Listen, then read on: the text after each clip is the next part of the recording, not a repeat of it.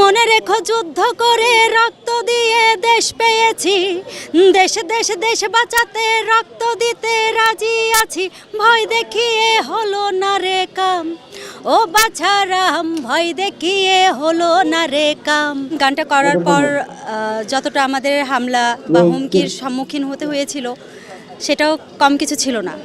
আমরা বিগত 1 বছর ঘরে থাকতে পারি নাই, তো সেক্ষেত্রে খুবই একটা বাজে অবস্থা ছিল, আমরা খুব হয়রানি হয়েছিলাম। তো ওই দিক থেকে চিন্তা করলে এখন আমরা সবাই স্বৈরাচার মুক্ত বাংলাদেশ পেয়েছি, এটা আমাদের কাছে অনেক বড় পাওয়া।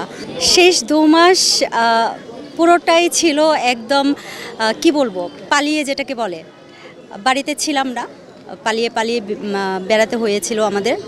আর সেক্ষেত্রে খাওয়া নাওয়া এগুলো তো কোনো মানে ঠিক নিয়মতান্ত্রিক ছিল না।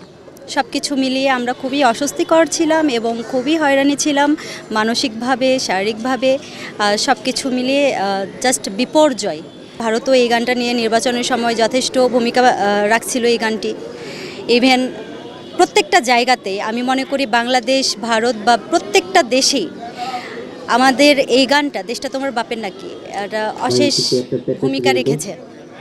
ইভেন এটা দল বল নির্বিশেষে সবার জন্যই উপযুক্ত আমি মনে করি। তো সেক্ষেত্রে এই গানটি ছিল আমাদের বেস্ট এবং অনেক পপুলারিটি। দেশটা তোমার বাপের নাকি করছো ছলা কলা, কিছু বললেই ধরতা চেপে জনগণের গলা।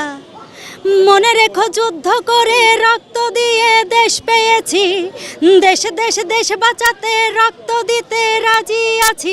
ভয় দেখিয়ে হলো না রে কাম, ও বাছারাম ভয় দেখিয়ে হলো না রে কাম, ও বাছারাম ভয় দেখিয়ে হলো না রে কাম।